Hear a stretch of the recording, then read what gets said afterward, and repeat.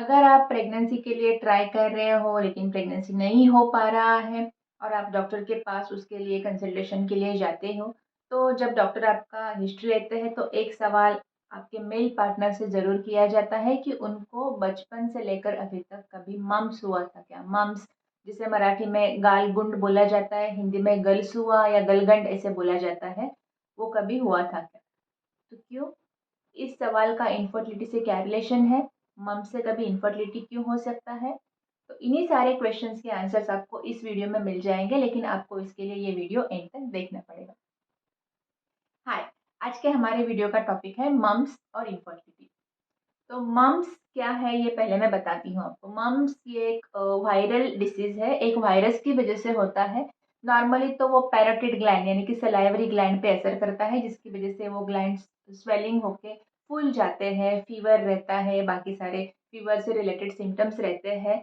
Usually ये disease preventable है, MMR vaccine जो है उसके बाद ये डिसीज नहीं होता है।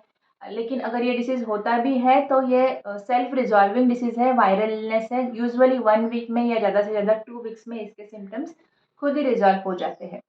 लेकिन किसी-किसी पेशेंट्स में ये जो वायरस है पैरोटिड ग्लैंड्स के साथ उनके टेस्टिकल्स को भी असर करता है। मेल पेशेंट्स की बात कर रही हूँ मैं।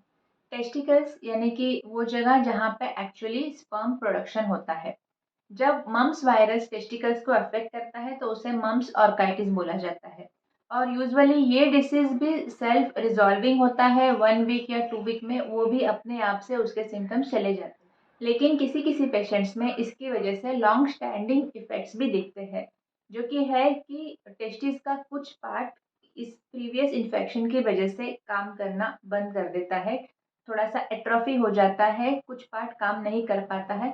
इसकी वजह से क्या होगा, उनका स्पर्म प्रोडक्शन कम हो जाएगा, ओलिगोस्पर्मिया जिसे हम बोलते हैं, नॉर्मल से उनका स्पर्म काउंट कम रहेगा, मोटिलिटी भी कम रहेगा। तो अभी जब हम प्रेगनेंसी के लिए ट्राई करते हैं तो प्रेगनेंसी रहने के लिए हमें एक एग चाहिए और स्पर्म चाहिए। हर फीमेल की बॉडी में एग हर महीने में अराउंड 14th डे को रिलीज होता है ओवुलेशन के टाइम पे, और वो 24 आवर्स के लिए अलाइव रहेगा।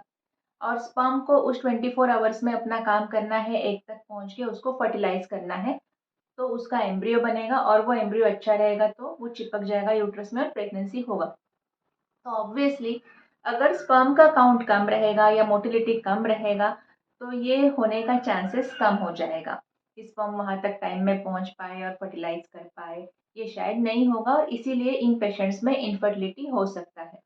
तो प्रीवियस इन्फेक्शन है तो अभी उसके लिए हम क्या ट्रीटमेंट कर सकते हैं?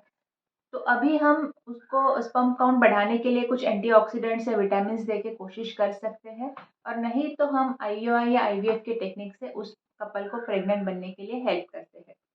तो इसीलिए आपको मम्स का हिस्ट्री लेते वक्त पूछा जाता है। आज के लिए इतना ही।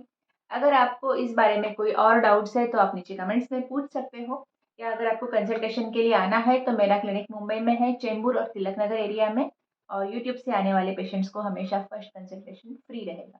Thank you.